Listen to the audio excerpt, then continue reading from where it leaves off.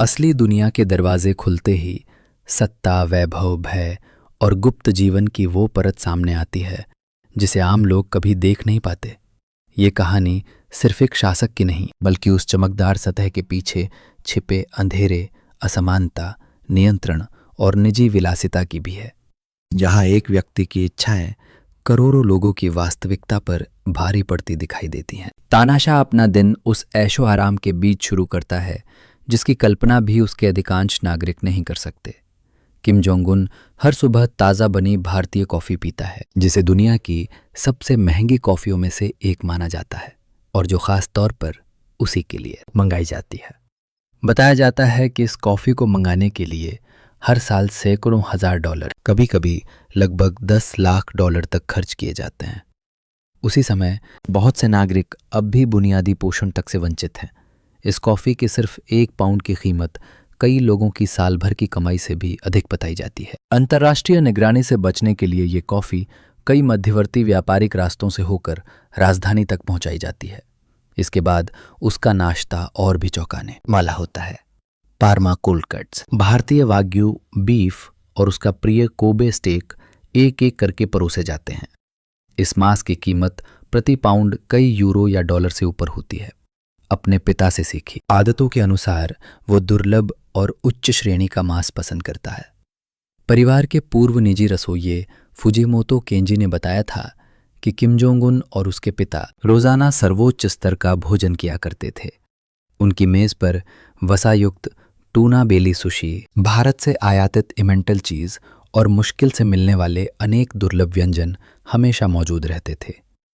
लेकिन ऐसी विलासी खानपान की आदतें और लगभग निष्क्रिय जीवन शैली ने अंततः उसका वजन 300 पाउंड से ऊपर पहुंचा दिया। फिर भी उसके भोग यहीं खत्म नहीं होते। लॉबस्टर और कैस्पियन कैवियर जैसे अति लग्जरी समुद्री खाद्य पदार्थों का आनंद लेता है, जबकि ये वस्तुएं संयुक्त राष्ट्र के प्रतिबंधों के दायरे में आती हैं। इसके बावजूद बताया जाता है कि ये सामग्री अत्यधिक संगठित तस्करी नेटवर्कों के जरिए लगातार देश में पहुंचती रहती है और इस पूरी प्रक्रिया पर हर साल लाखों डॉलर खर्च होते हैं। ये भी कहा जाता है कि ये तस्करी नेटवर्क सत्ता प्रतिष्ठान से जुड़े संगठनों द्वारा संचालित किया जाता है। उसके बारे में ये भी कहा जाता है कि वो शार्क फिन सूप जैसे विवादास्पद व्यंजन का भी आनंद लेता है, जिसे पर्यावरण विनाश का प्रतीक मानते हुए कई संरक्षण संगठन तीखी आलोचना करते हैं। इस तरह जहां शीर्ष नेतृत्व को अंतहीन विलासिता उपलब्ध है, वहीं अधिकांश नागरिक बेहद कम राशन पर जीवन चलाने को मजबूर हैं। ये किम जोंग उन के शासन में मौजूद गहरी आर्थिक असमानता की स्पष्ट तस्वीर पेश करता है। नंबर 2, 10 करोड़ डॉलर का आलीशान सुपरकार बेड़ा। किम जोंग उन का सुपरकारों के प्रति आकर्षण उसके भारत में पढ़ाई के दिनों से शुरू हुआ। यूरोपीय ऑटोमोबाइल संस्कृति की बारीकी को नज़दीक से देखने के बाद वो महंगी गाड़ियों का दीवाना हो गया। आज उसके वाहन संग्रह की कीमत पश्चिमी खुफिया एजेंसियों के आकलन के अनुसार 10 करोड़ यूरो से अधिक बताई जाती है। वास्तविक रकम इससे भी कहीं अधिक हो सकती है, क्योंकि कई गाड़ियां ट्रैकिंग से बचने के लिए आधिकारिक रूप से पंजीकृत भी नहीं बताई जाती। ये उस वास्तविकता से तीखा विरोधाभास है जिसमें अधिकांश नागरिक साइकिल, पैदल यात्रा या जर्जर सार्वजनिक परिवहन पर निर्भर हैं। उसकी गाड़ियों में सबसे अहम है Mercedes Benz S600 Pullman guard. ये केवल एक कार नहीं, बल्कि चलती फिरती किलेबंदी कही जाती है। इसमें मोटी स्टील आर्मर, विस्फोट रोधी फ्लोर और उच्च स्तरीय बुलेट प्रूफ ग्लास लगा होता है। 5.5 litre V12 engine 517 horse power देता है, जिससे आपात स्थिति में तेजी से निकलना संभव होता है। कुछ मॉडलों में रासायनिक हमलों से बचाव के लिए वायु शोधन प्रणाली भी लगी होती है। ये वाहन 2011 से उसकी पहचान का हिस्सा रहा है और भारत में हुई शिखर वार्ता के समय भी देखा गया था। वो इसी स्तर की सुरक्षा से लैस मैबाख 62S का भी इस्तेमाल करता है। 2019 की शुरुआत में राजधानी की सड़कों पर बुलेट प्रूफ मैबाख में उसकी यात्रा की तस्वीरें सामने आई, जिन्हें सरकारी मीडिया ने ताकत के प्रतीक के रूप में पेश किया। उसके संग्रह में रोल्स रॉयस फैंटम भी शामिल है, जिसका उपयोग 2018 में विदेश मंत्री पोम्पेयो के स्वागत के समय किया गया था। लंबा व्हील बेस, सीमित उत्पादन, दुर्लभ लकड़ी और बेहतरीन चमड़े से सजी कस्टम इंटीरियर इसकी कीमत को और बढ़ा देते। 2010 के दशक की शुरुआत में ऑडी R8 और A8 जैसी गाड़ियां भी देश में लाई गईं। ठीक उसी समय जब किम जोंग उन अंतर्राष्ट्रीय मंच पर अपनी मौजूदगी दर्ज कराने लगा था। उसकी पसंद साफ तौर पर यूरोपीय शिक्षा और जर्मन इंजीनियरिंग के प्रभाव को दिखाती है। इन सुपरकारों को बनाए रखना भी अविश्वसनीय रूप से महंगा है।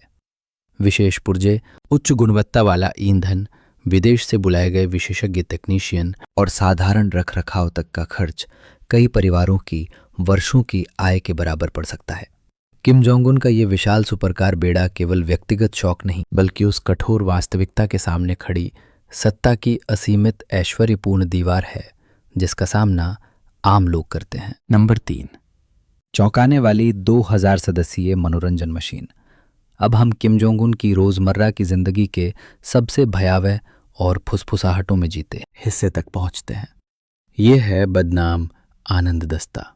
बताया जाता है कि ये लगभग 2000 सावधानी से चुनी गई महिलाओं का संगठन है जिनकी भूमिका गीत, नृत्य, मालिश और अन्य निकटवर्ती मनोरंजन के रूपों के जरिए नेता और शीर्ष अभिजात वर्ग का निजी समारोहों में मनोरंजन करना होती है। कुछ रिपोर्टों के अनुसार इनमें से कई को बहुत कम उम्र में परिवारों से अलग कर जबरन चुना गया।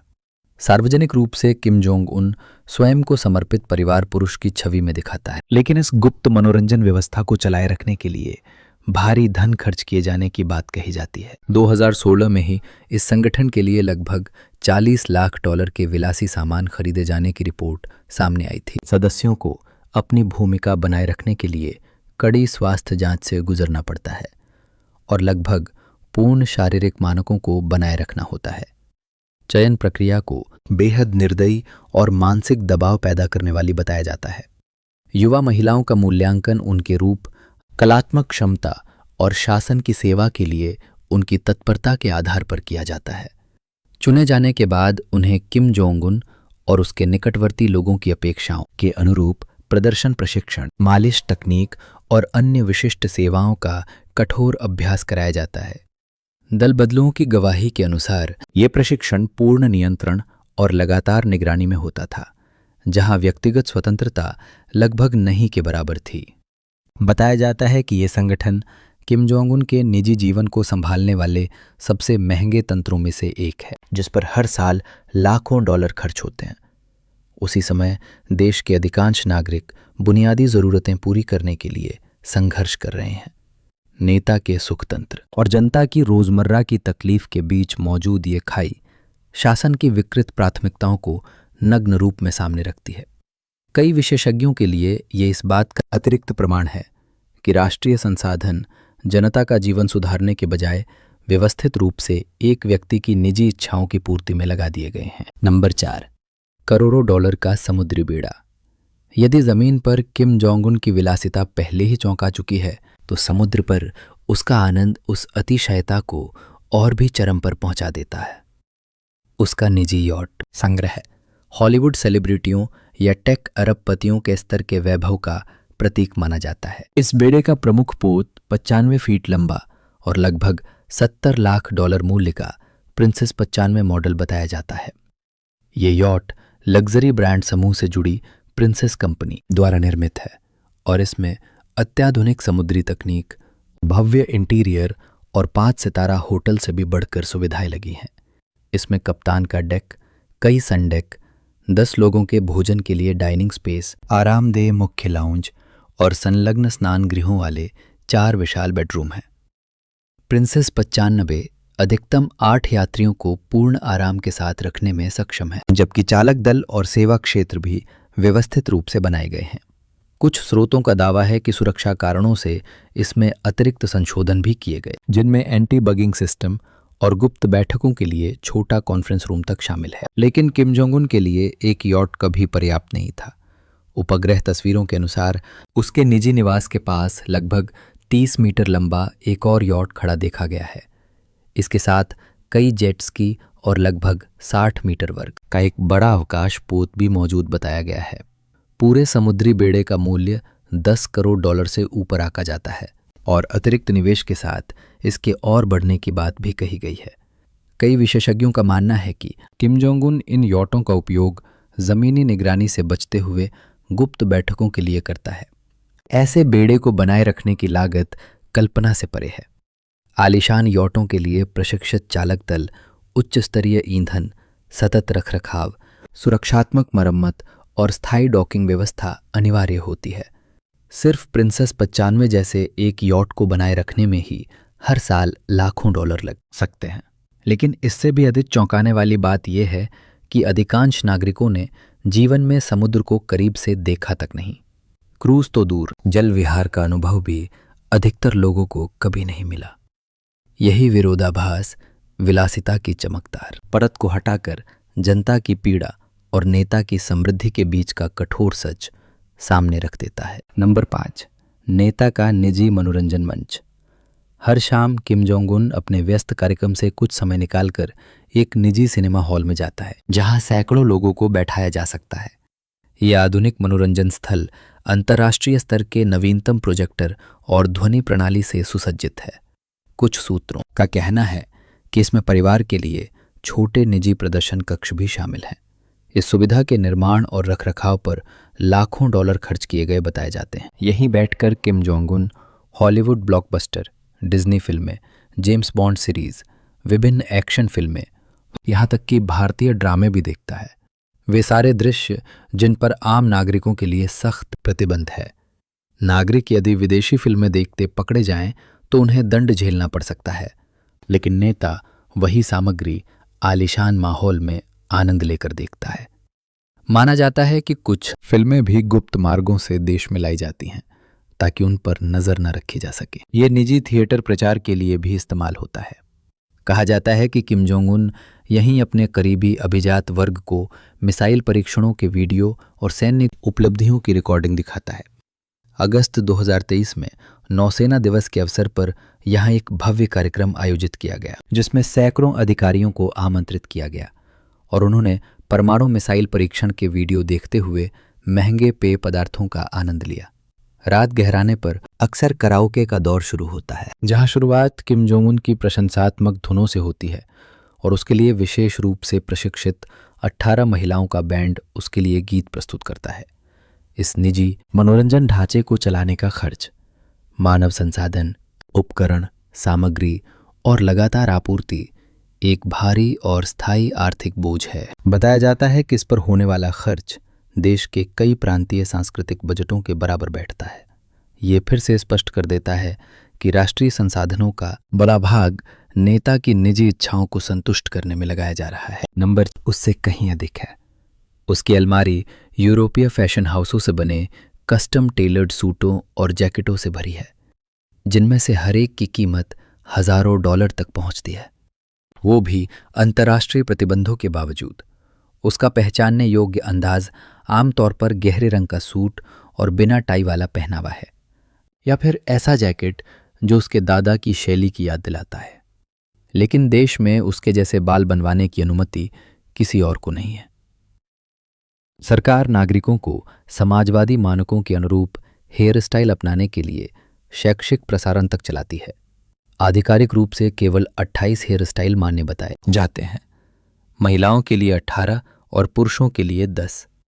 लेकिन इनमें से कोई भी किम जोंग उन के विशिष्ट हेयर कट जैसा नहीं है, क्योंकि वो इस शैली को अपने लिए अनन्य बनाए रखना चाहता है। उसके बालों को संभालने के लिए विशेषज्ञ स्टाइलिस्ट और महंगे उत्पादों की आवश्यकता होती है। दोनों ओर से साफ तराश कर ऊपर का भाग लंबा छोड़ा जाता है ताकि वो अधिक लंबा दिखाई दे। इसे बनाए रखने के लिए विशेष सैलून सेवाएं जरूरी होती हैं और देश का कोई साधारण नाई सर्वोच्च नेता के बालों में गलती करने का जोखिम नहीं लेना चाहता। उसकी विलासिता यही नहीं रुकती। टेलीग्राफ के अनुसार उसकी निजी घड़ियों के संग्रह की कीमत लाखों डॉलर तक आंकी गई है। जब बहुत से नागरिकों के पास साधारण घड़ी तक नहीं या घड़ी चलाने के लिए स्थिर बिजली तक नहीं, तब किम जोंग उन सार्वजनिक मौकों पर बार बार महंगी घड़ियां बदलकर पहनता दिखाई देता है। ये केवल महंगी वस्तुएं नहीं, बल्कि सत्ता और प्रतिष्ठा के प्रतीक हैं। एक और स्थायी वस्तु है उसका उच्च स्तरीय दूरबीन नुमा ऑप्टिकल उपकरण, जिसे वो लगभग हर सार्वजनिक निरीक्षण में साथ रखता है। दिखने में ये सैन्य निरीक्षण का उपकरण हो सकता है, लेकिन वास्तव में ये हजारों डॉलर का प्रीमियम ऑप्टिकल यंत्र है। उसके सबसे साधारण दिखने वाले सहायक सामान तक की कीमत अधिकांश नागरिकों की सालाना आय से कहीं ऊपर है। नंबर 7, राष्ट्रीय बजट को निगल जाने वाली प्रचार मशीन। अपनी ऐश्वर्यपूर्ण जीवन शैली बनाए रखने के लिए किम जोंग उन एक विशाल प्रचार तंत्र पर निर्भर है जो बेहिसाब धन निगल जाता है। ये तंत्र जनता को उसकी पूजा करने के लिए तैयार करता है और उसकी निरंकुश सत्ता को बनाए रखने की सबसे महत्वपूर्ण व्यवस्थाओं में से एक है। नागरिक जन्म से ही प्रचार शिक्षा में डूबे रहते हैं ताकि वे उसे अलौकिक क्षमता वाले व्यक्ति के रूप में देखें। राज्य नियंत्रित मीडिया लगातार प्रसारित करता है कि वो असाधारण बुद्धिमत्ता वाला है और असंभव को संभव कर सकता है। टेलीविजन, रेडियो, प्रिंट और अन्य माध्यमों में प्रचार सामग्री के हजारों घंटे तैयार करने के लिए विशाल मानव बल, उपकरण और सुविधाएं साल भर चलती रहती हैं।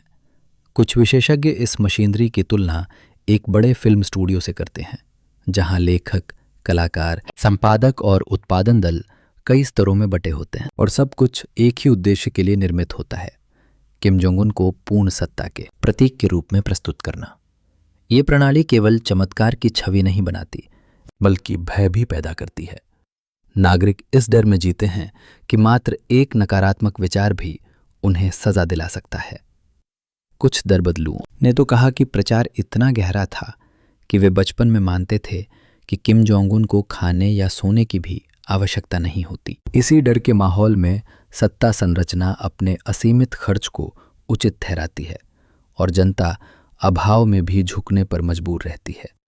राष्ट्रीय बजट का एक बड़ा भाग सेना पर और दूसरा बड़ा भाग नेता के निजी जीवन तथा विशाल सुरक्षा ढांचे पर खर्च होता है। इसका अर्थ यह है कि देश की अपार संपदा एक ही व्यक्ति की सत्ता, सुख सुविधा की रक्षा में झोंक दी जाती है।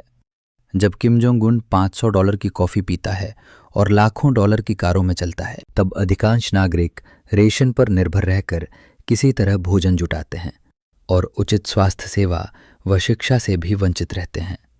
अत्यधिक शराब, धूम्रपान और अव्यवस्थित नींद जैसी बातें भी निर्णय क्षमता को प्रभावित करती हैं और आंतरिक नियंत्रण को और कठोर बनाती हैं। यही सब एक खतरनाक दुष्चक्र बनाता है। गलत फैसले असुरक्षा बढ़ाते हैं और असुरक्षा को आधार बनाकर और अधिक खर्च किया जाता है। हर साल करोड़ों डॉलर शराब पर, विशाल रकम सुपरकार संग्रह पर और हजारों सदस्यों वाले मनोरंजन तंत्र पर खर्च होना इस व्यवस्था के भीतर चरम असमानता का खुला प्रमाण बन जाता है। नंबर 8, किम जोंग उन की अति चरम निजी सुरक्षा व्यवस्था। किम जोंग उन के जीवन में सबसे अधिक संसाधन खपत करने वाला तत्व शायद उसकी निजी सुरक्षा प्रणाली है। ये 24 घंटे चलने वाला एक विशाल ढांचा है जिसके खर्च की तुलना कुछ छोटे देशों के रक्षा बजट से की जाती है। यहाँ तक कि उसके अंगरक्षकों के चयन का तरीका भी उसके रूप रंग को लेकर उसकी संवेदनशीलता को दर्शाता है। बताया जाता है कि उन्हें एक निश्चित कद से अधिक नहीं होना चाहिए ताकि वो हर भीड़ में स्पष्ट रूप से अलग दिखाई दे। लेकिन उनकी भर्ती केवल रूप देखकर नहीं होती। उन्हें युद्धक प्रशिक्षण, हथियार संचालन, निगरानी पहचान, आपात चिकित्सा और मानसिक स्थिरता जैसे क्षेत्रों में वर्षों तक प्रशिक्षित किया जाता है। इस सब पर हर साल भारी रकम खर्च होती है। राजधानी में स्थित उसके निवासों के आसपास का सुरक्षा घेरा और भी जटिल है। ऊंची दीवारें, बहुस्तरीय चेक पॉइंट, निगरानी कैमरे, गति संवेदक और भूमिगत सुरंगें मिलकर एक बहुस्तरीय रक्षा कवच बनाते हैं। कहा जाता है कि इन सुरंगों में से कुछ गुप्त स्थानों तक जाती हैं जिससे वो लोगों की नजरों से पूरी तरह दूर रहकर आ जा सके। केवल इस संरचना को बनाए रखने पर ही हर साल लाखों डॉलर खर्च होते हैं। सूचना सुरक्षा भी एक बड़ा खर्च है। फोन टैपिंग और डेटा चोरी से बचने के लिए वो एन्क्रिप्शन उपकरणों, विशेषज्ञ तकनीशियनों और निरंतर सिस्टम जांच पर निर्भर रहता है। यात्रा सुरक्षा इसका सबसे महंगा हिस्सा मानी जाती है। कहा जाता है कि यात्रा के समय एक जैसी दिखने वाले कई विमान एक साथ तैयार रखे जाते हैं ताकि खतरे को भ्रमित किया जा सके। एक ही समय में कई विमान हमेशा तैयार रखने का अर्थ है 3 गुना ईंधन, 3 गुना रखरखाव और लगातार तैयार मानव बल। सड़क पर भी यही रणनीति अपनाई जाती है। कई एक जैसी गाड़ियों के काफिले एक साथ रवाना किए जाते हैं ताकि ये पता लगाना मुश्किल हो जाए कि किम जोंग उन किस वाहन में बैठा है। इस वजह से उसकी एक सामान्य यात्रा की लागत भी दुनिया के अधिकांश नेताओं से कहीं अधिक मानी जाती है। अंततः उसने एक ऐसी विशाल और जटिल सुरक्षा संरचना खड़ी की है जो उसके असाधारण अविश्वास और पूर्ण सत्ता की मानसिकता दोनों को प्रतिबिंबित करती है। नंबर 9, भूमिगत साम्राज्य, सुरंगें और दोहरी भौगोलिक संरचना। किम जोंग उन को समझने के लिए उसके बचपन के उस अनोखे वातावरण को देखना होगा जिसने उसे भीतर से आकार दिया। देश की कठोर भौगोलिक सतह के नीचे उसके पिता द्वारा निर्मित भूमिगत सुरंगों का एक व्यापक जाल फैला बताया जाता है। ये केवल छिपने की जगह नहीं बल्कि शासक परिवार के लिए एक वैकल्पिक दुनिया थी, ऐसी दुनिया जो आम नागरिकों के जीवन से पूरी तरह अलग थी। ये गुप्त नेटवर्क सुरंगों, भूमिगत रेल मार्गों और छिपे हुए गलियारों से बना था, जिन्हें हवाई निगरानी से बचते हुए परिवार की गतिविधियां छिपाने के लिए बनाया गया। कई सुरक्षा विशेषज्ञों ने इस प्रणाली की तुलना शीत युद्ध काल की भूमिगत सुविधाओं से की है और कुछ का मानना है कि ये उनसे भी अधिक परिष्कृत हो सकती है क्योंकि इसमें नागरिक और सैन्य क्षेत्रों को एक ही भूमिगत व्यवस्था में जोड़ा गया था। इस प्रणाली के महत्वपूर्ण केंद्रों में से एक कांगडोंग क्षेत्र बताया जाता है, जिसका परिवार से लंबे समय का संबंध रहा है और जहां किम जोंग उन ने अपने बचपन का बड़ा हिस्सा बिताया। भूमिगत गहराइयों में ऐसे प्रवेश द्वार होने की बात कही जाती है जो बड़ी सुरंगों से जुड़ते हैं और ये आगे नदी के नीचे से गुजरने वाली भूमिगत रेल लाइनों तक पहुंचते हैं। इससे वो बिना किसी पुल पर आए पूरी तरह जमीन के नीचे रहकर एक स्थान से दूसरे स्थान तक जा सकता था, यहां तक कि पहाड़ी क्षेत्रों को पार करते हुए अघोषित ठिकानों तक भी। इस पूरी दुनिया को कभी कभी खालीपन की ओर जाती सड़क जैसा नाम दिया गया क्योंकि इसमें चलते हुए कोई दिखाई ही नहीं देता था।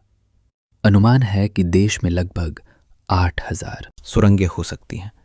कुछ की गहराई 300 मीटर तक और लंबाई 30 मील से अधिक बताई जाती है, जबकि कुछ आपातकालीन बैकअप मार्ग भारत की दिशा तक जुड़े होने की बात कही जाती है। किम जोंग उन जमीन पर किसी भवन में बैठा काम कर सकता है, फिर लिफ्ट से नीचे उतरकर सुरंगों से जुड़ी गाड़ियों के काफिले में बैठ सकता है और बिना एक बार भी सार्वजनिक रूप से दिखे किसी और जगह पहुंच सकता है। कुछ रक्षा रिपोर्टों के अनुसार अनेक सुरंगों में स्वतंत्र वेंटिलेशन और बिजली प्रणाली तक मौजूद है, जिससे वे कई हफ्तों तक जीवित रहने योग्य छोटे भूमिगत शहरों की तरह संचालित हो सकती हैं। यही वो बंद दुनिया थी जिसमें किम जोंग उन ने अपना बचपन बिताया। यही अलगाव उसके व्यक्तित्व के निर्माण में गहरे रूप से शामिल हुआ। पूर्ण गोपनीयता और अत्यधिक सुरक्षा के प्रति उसका जुनून इसी पृष्ठभूमि से निकला, जहां उसे सिखाया गया कि पूर्ण नियंत्रण ही जीवित रहने की शर्त है। सामान्य जीवन से पूरी तरह अलग वातावरण में पला बड़ा होना उसके सत्ता को देखने के तरीके को गहराई से विकृत करने वाला माना जाता है। नंबर 10, विकृत बचपन और अंगरक्षकों के साथ संबंध। किम जोंग उन का बचपन एक ऐसे गुप्त और सुरक्षाग्रस्त परिवार में गुजरा जहां सामान्य बचपन के अनुभवों के लिए लगभग कोई जगह नहीं थी। कम उम्र में ही उसे छोटा जनरल कहा जाता था और खिलौना बंदूक लिए हुए उसके सामने अधिकारी झुककर अभिवादन करते थे। उसके पिता ने बाहरी दुनिया से उसके संपर्क को पूरी तरह नियंत्रित किया था और उसकी हर गतिविधि दर्ज कर गुप्त पारिवारिक अभिलेखों में संजोई जाती थी। वो हम उम्र मित्रों से लगभग कटा हुआ था और वयस्क सुरक्षा कर्मियों से घिरा हुआ बड़ा हुआ, जिनमें से बहुत कम लोग कभी उस घेरे से बाहर निकल पाते थे। हमेशा आज्ञाकारी वयस्कों से घिरे वातावरण ने उसमें एक कठोर आत्मविश्वास और न झुकने वाली प्रवृत्ति तो पैदा की, लेकिन साथ ही आम नागरिकों के जीवन को समझने की उसकी क्षमता को संकीर्ण कर दिया। बड़ा होने पर उसने अपनी सुरक्षा प्रणाली को और फैलाया। उसने भोजन, पानी, सामग्री और रोजमर्रा की वस्तुओं की जांच के लिए अलग इकाइयां बनाई ताकि जहर या जैविक हमले जैसी किसी आशंका को पहले ही रोका जा सके। यात्रा के समय उसके साथ शौचालय, पीने का पानी, तौलिए और यहाँ तक कि बैठने की व्यवस्था तक विशेष रूप से नियंत्रित की जाती थी ताकि उसके जैविक निशानों तक की सुरक्षा की जा सके। इस तरह का पूर्ण नियंत्रण उसके बचपन से ही उसकी मानसिक दुनिया का हिस्सा बना रहा। बाद में भारत और यूरोप में बिताया गया समय भी इसी व्यक्तित्व पर चढ़ा। कठोर नियंत्रण वाली संस्कृति और पश्चिमी खुलापन जब एक साथ टकराए तो एक ऐसा नेता उभरा जो बेहद चौकन्ना है, लेकिन साथ ही अपनी छवि के प्रति भी असाधारण रूप से सजग है। आज का किम जोंग उन परंपरागत कठोरता और आधुनिक खुलापन दिखाने की इच्छा के बीच झूलता दिखाई देता है। नंबर 11, भारत में पढ़ाई के दिन और पश्चिमी वैभव से भरी किशोरावस्था। किम जोंग उन ने यूरोप में रहते हुए अपने देश की वास्तविकता से बिल्कुल अलग एक संपन्न और विशेषाधिकार प्राप्त जीवन जिया। वो पेरिस गया, NBA मैच देखे, भारतीय लग्जरी रिजॉर्ट्स में स्की की और ऐसी स्वतंत्रता तथा वैभव का अनुभव किया जिसकी कल्पना भी देश के सामान्य युवा नहीं कर सकते थे। ये उस वंश के भीतर भी अत्यंत दुर्लभ विशेषाधिकार था। लेकिन जब वो विदेश में अपेक्षाकृत मुक्त जीवन का अनुभव कर रहा था, तभी उसकी मां कैंसर से गंभीर रूप से बीमार पड़ गई और उसकी देखभाल करने वाले चाचा चाची की स्थिति भी असुरक्षित हो गई। वे इस भय में जीने लगे कि कहीं वे अप्रसन्नता या दंड का शिकार न हो जाएं। अंततः एक रात वे चुपचाप घर से निकले, भारत के दूतावास पहुंचे और शरण मांगी। बाद में उन्हें भारत के एक सैन्य अड्डे पर ले जाया गया और वे उसकी नजरों से सदा के लिए ओझल हो गए। माना जाता है कि इस घटना ने किम जोंग उन पर गहरा मनोवैज्ञानिक प्रभाव डाला। कई विश्लेषकों का कहना है कि इसी अनुभव ने उसके भीतर ये स्थायी अविश्वास बो दिया कि कोई भी व्यक्ति उसे छोड़ सकता है या धोखा दे सकता है। बाद में भारत की केंद्रीय खुफिया एजेंसी ने उसके रिश्तेदारों की जांच कर उन्हें नई पहचान दी और सुरक्षा के तहत भारत में बसाया, जहां वे 20 साल से अधिक समय तक छिप कर रहे। एक खोजी पत्रकार ने बाद में उनकी कहानी दुनिया के सामने रखी। उसकी चाची का चेहरा उसकी मां से बहुत मिलता जुलता बताया गया, जिसने लोगों पर गहरी छाप छोड़ी। साक्षात्कारों में चाचा चाची ने कहा कि बचपन का किम जोंग उन कुल मिलाकर एक साधारण लड़का था, कभी कभी अटपटा लेकिन अक्सर गलत समझा जाने वाला। एक बार जब टेलीविजन पर किम जोंग उन को पनडुब्बी से मिसाइल प्रक्षेपण का निरीक्षण करते दिखाया गया, तब उसके चाचा ने यह तक कहा कि पश्चिमी मीडिया कभी कभी उसकी क्षमताओं को कम करके आंकता है। इसके बावजूद वे आज भी भय में जीते हैं, पड़ोसियों से दूरी रखते हैं, अपनी बोलचाल और दैनिक जीवन में लगातार बदलाव करते रहते हैं और लगभग छिपकर जीवन बिताते हैं। किम जोंग उन की यूरोपीय पढ़ाई अचानक तब समाप्त हुई जब 17 वर्ष की आयु के आसपास परिवार ने उसे तत्काल वापस बुला लिया। इसके 10 वर्ष भी पूरे नहीं हुए थे कि वो देश का शासक बन बैठा और दुनिया की सबसे दमनकारी व्यवस्थाओं में से एक का नेतृत्व करने लगा। पश्चिम में मिले खुले अनुभव और बाद में अपनाए गए पूर्ण नियंत्रण के बीच यही तीखा विरोधाभास उसकी विरोधाभासी नेतृत्व शैली की जड़ माना जाता है। नंबर 12, पीछे छूटे चाचा चाची और खुफिया निगरानी की कहानी। किशोरावस्था के दौरान जब किम जोंग उन भारत के एक अलग थलग स्कूल में पढ़ रहा था, तब वो अपनी चाची और चाचा के साथ रहता था। एक पुराने मित्र को याद है कि वो अक्सर अमेरिकी अंदाज के खेल कपड़े पहनता था। वो शिकागो बुल्स की जर्सी और माइकल जॉर्डन जैसे स्नीकर्स पहनता, बास्केटबॉल से बेहद प्रेम करता और आश्चर्यजनक फुर्ती व जिद के साथ खेलता था। उसके आसपास रहने वाले लोग याद करते हैं कि वो पश्चिमी खेल पत्रिकाएं लाता था और वीडियो टेप पर रिकॉर्ड किए गए NBA मैच बार बार देखा करता था। स्कूल में बातचीत के दौरान वो अक्सर कहता था कि उसका देश शक्तिशाली और उन्नत है तथा विश्व शक्ति बनने के लिए नियत है। बचपन से ही उसमें प्रबल राष्ट्रीय गर्व दिखाई देता था। कुछ शिक्षकों ने बताया कि वो पश्चिमी समाज और अपने सहपाठियों द्वारा भोगी जाने वाली रोजमर्रा की स्वतंत्रता को उत्सुकता से देखता था। उसे ये देखकर आश्चर्य होता था कि छात्र स्वयं अपनी कक्षाएं और सह पाठ्यक्रम गतिविधियां चुन सकते हैं, ऐसी बात जो उसके देश की कठोर व्यवस्था में लगभग अकल्पनीय थी। विश्लेषकों का मानना है कि यूरोप में बिताया गया समय उसके भीतर देश की छवि को आधुनिक बनाने की इच्छा तो जगाता था, लेकिन उसी के साथ एक गहरा आंतरिक संघर्ष भी पैदा करता था। वो बदलाव चाहता था, लेकिन उसे ये भी भय था कि सुधारों से वही नियंत्रण कमजोर पड़ सकता है जिस पर उसके परिवार की सत्ता टिकी हुई थी। विशेषज्ञों के अनुसार यही आंतरिक विरोधाभास उसकी कई नीतियों को आधे खुले दरवाजे जैसा बनाता है। ऊपर से दुनिया के लिए कुछ खुलापन, भीतर से और अधिक कठोर नियंत्रण। नंबर 13, सत्ता में वापसी के बाद बदलाव की उम्मीद। जब किम जोंग उन ने सत्ता संभाली तब कई देशों को उम्मीद थी कि पश्चिमी शिक्षा और बाहरी दुनिया के अनुभव के कारण वो अपने देश को एक नई दिशा में ले जाएगा। शुरुआती दिनों में उसने घोषणा की थी कि जनता को अब लंबे समय तक लगातार अभाव में नहीं रहना पड़ेगा। दीर्घकालिक रूप से अपनी सत्ता को स्थिर करने के लिए उसे ये दिखाना था कि वो अपने पिता से अलग है और देश स्वयं भी आगे बढ़ सकता है। शासक परिवार में विदेश में शिक्षित पहला प्रमुख व्यक्ति होने के कारण भारत और यूरोप में बिताए उसके वर्षों ने देश को आधुनिक बनाने और कुछ हद तक खोलने के प्रारंभिक प्रयासों को स्पष्ट रूप से प्रभावित किया। कई विद्वानों ने कहा कि यूरोप ने उसे ये समझाया कि विश्व समुदाय की नज़र में किसी देश की छवि कितनी महत्वपूर्ण होती है। शायद यही कारण था कि उसने दिखने वाले सुधारों पर जोर देना शुरू किया। उसके सलाहकारों ने कहा कि यदि वो बाहरी दुनिया की शंका कम करना चाहता है तो उसे युवा, सहज और आधुनिक प्रतीत होना होगा।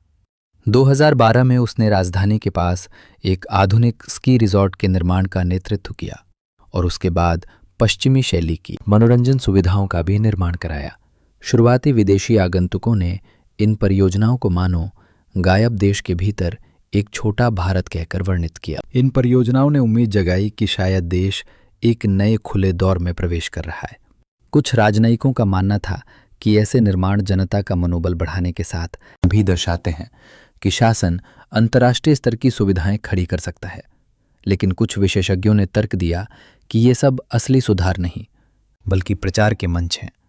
किम जोंग उन ने आधुनिकता और समृद्धि का दृश्य प्रस्तुत करने के लिए मनोरंजन पार्क, उच्च स्तरीय रेस्तरां और शॉपिंग सेंटरों का विस्तार जारी रखा।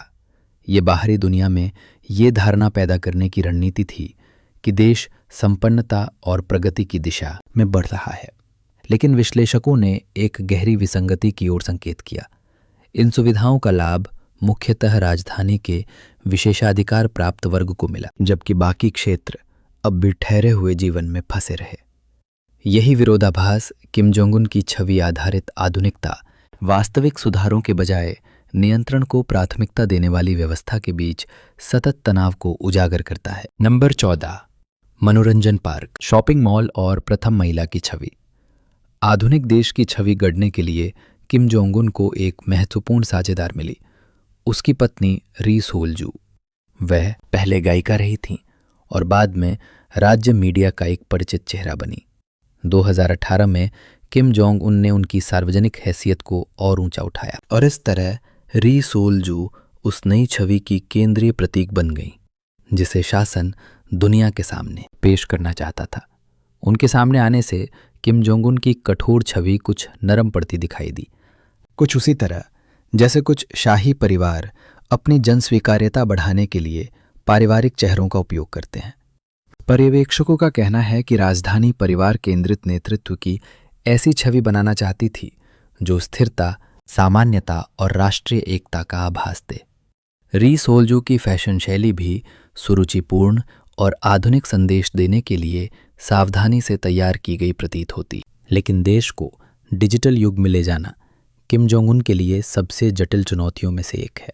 वो पूर्ण नियंत्रण बनाए रखते हुए साथ ही युवा, तकनीक समझ रखने वाली पीढ़ी से जुड़ा हुआ नेता भी दिखना चाहता है। इसी कारण सीमित इंटरनेट पहुंच को थोड़ा थोड़ा बढ़ाया गया और घरेलू मोबाइल उपयोगकर्ताओं की संख्या लाखों में पहुंची।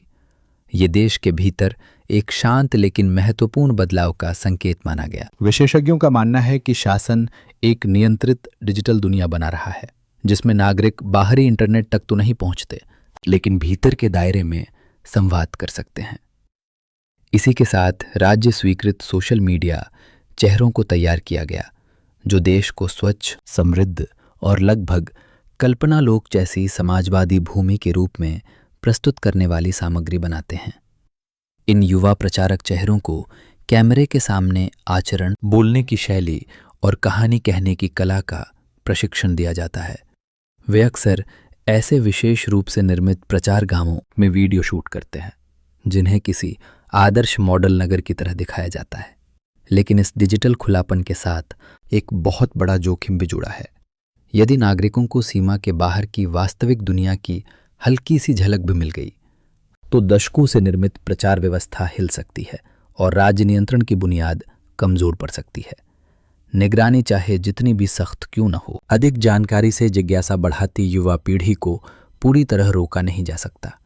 कई विशेषज्ञ चेतावनी देते हैं कि दीर्घकाल में यही किम जोंग उन की सत्ता के लिए सबसे बड़ा चुनौती पत्र बन सकता है। नंबर 15, किम जोंग उन और तानाशाही की दुविधा। आज किम जोंग उन अपने देश में लगभग पूर्ण सत्ता रखता है। उसने बहुत कम उम्र में ये स्थान विरासत में पाया और लगभग 36 वर्ष की उम्र तक वो एशिया की सबसे बड़ी सैन्य व्यवस्थाओं में से एक का संचालन करते हुए एक विस्तृत परमाणु कार्यक्रम की देखरेख कर रहा था। वो 70 वर्षों से अधिक समय से चले आ रहे वंशवादी शासन में पैदा हुआ, जहां जन्म के साथ ही परिवार के प्रति अटूट निष्ठा सामाजिक नियम बना दी जाती है। लेकिन उसकी नेतृत्व शैली लगातार दो दिशाओं के बीच फंसी हुई है। एक दिशा है उसके पिता और दादा द्वारा बनाए गए कठोर शासकीय मॉडल को ज्यों का त्यों बनाए रखना। दूसरी दिशा है स्वयं को आधुनिक, अपेक्षाकृत खुला और नए युग का नेता सिद्ध करना। यही संघर्ष उसके शासन की केंद्रीय परीक्षा बना हुआ है। बहुत से पर्यवेक्षकों का मानना है कि बाहरी दुनिया के प्रति बढ़ती जागरूकता और चुपचाप बदलाव की चाह रखने वाली युवा पीढ़ी उस पर दबाव बना रही है। अंततः उसके सामने प्रश्न केवल एक है, क्या वो अपेक्षाकृत सुलभ और सुधारवादी नेता के रूप में बदल सकता है या वो उसी वंशानुगत बंद ढांचे को बनाए रखेगा। उसका निर्णय केवल उसके अपने राजनीतिक भविष्य को नहीं बल्कि पूरे वंश की दिशा को प्रभावित करेगा। कुछ विश्लेषकों का कहना है कि छोटे से छोटा सुधार भी उस पुरानी सत्ता परत को अस्थिर कर सकता है जो अपने विशेषाधिकार खोने से डरती है। किम जोंग उन अपने परिवार की तीसरी पीढ़ी का नेता है और उसने ऐसा प्रचार तंत्र विरासत में पाया है जो पूर्व शासकों को लगभग पवित्र व्यक्तियों की तरह प्रस्तुत करता रहा है। सत्ता में 1 दशक से अधिक समय बिताने के बाद वो अब भी एक निर्णायक मोड़ पर खड़ा है। यदि वो अंतर्राष्ट्रीय विश्वास अर्जित करने के लिए खुलापन चुनता है तो उसकी पूर्ण सत्ता डगमगा सकती है। लेकिन यदि वो पुराना तरीका ही पकड़े रखता है तो उसका देश आधुनिक दुनिया से और दूर चला जाएगा। बदलती वैश्विक व्यवस्था, आर्थिक दबाव और कूटनीतिक चुनौतियां इस विकल्प को पहले से कहीं अधिक जटिल बना चुकी हैं।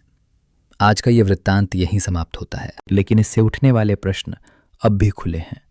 सत्ता किस कीमत पर टिकती है और उस कीमत को कौन चुकाता है? असली दुनिया के दरवाजे पर लौटते हुए यही समझ आता है कि महलों, सुरंगों, निजी सिनेमाघरों, सुपरकारों और प्रचार की गूंज से परे असली कहानी हमेशा लोगों की होती है। उनकी भूख, उनके भय, उनके सपनों और उस सत्ता की जो अपने वैभव को बचाने के लिए सच को भी कैद कर लेती है। जो कुछ चमकता है वो हमेशा ताकत नहीं होता, कभी कभी वो सिर्फ उस अंधेरे का पर्दा होता है जिसे असली दुनिया के दरवाजे खोलने पर ही देखा जा सकता है। कई पर्यवेक्षकों का मानना है कि बाहरी दुनिया के बारे में बढ़ती जागरूकता और चुपचाप बदलाव चाहने वाली उत्तर कोरिया की युवा पीढ़ी उस पर दबाव बना रही है। अंततः उसके सामने एक ही प्रश्न खड़ा है, क्या वो अधिक सुलभ और सुधारवादी नेता में बदल सकता है या वो पुराने बंद और वंशानुगत ढांचे को जस का तस बनाए रखेगा? उसका निर्णय किम परिवार के भविष्य को तय करेगा। कुछ विश्लेषक ये भी कहते हैं कि छोटे से छोटे सुधार से भी सत्ता विशेषाधिकार खोने के भय में जीने वाला पुराना अभिजात वर्ग प्रतिक्रिया कर सकता है। किम जोंग उन अपने परिवार की तीसरी पीढ़ी का शासक है और उसे ऐसी प्रचार व्यवस्था विरासत में मिली जिसमें पूर्व नेताओं को लगभग पवित्र अस्तित्व की तरह महिमा मंडित किया गया। सत्ता में आए 1 दशक से अधिक समय बीत जाने के बाद वो अब एक अहम मोड़ पर खड़ा है। यदि वो अंतर्राष्ट्रीय भरोसा पाने के लिए खुलापन चुनता है तो उसकी निरंकुश शक्ति हिल सकती है। यदि वो पुरानी राह पर डटा रहता है तो उत्तर कोरिया आधुनिक दुनिया से और दूर जा सकता है। बदलती वैश्विक व्यवस्था, आर्थिक दबाव और कूटनीतिक चुनौतियां इस चुनाव को पहले से अधिक जटिल बना चुकी हैं। यदि आपको आज की ये कहानी प्रभावशाली लगी हो तो इसे याद रखिए कि सत्ता की चमक के पीछे हमेशा सच की एक परछाई होती है। अगली बार हम किस देश की परतें खोलें, ये सवाल भी उतना ही महत्वपूर्ण है जितना ये समझना कि भय, धन और प्रचार मिलकर किस तरह एक दुनिया रचते हैं। असली दुनिया के दरवाजे पर लौटते हुए बस इतना ही। कभी कभी सबसे भारी सच्चाइयां वही होती हैं जो सबसे चमकदार पर्दों के पीछे छिपी होती हैं।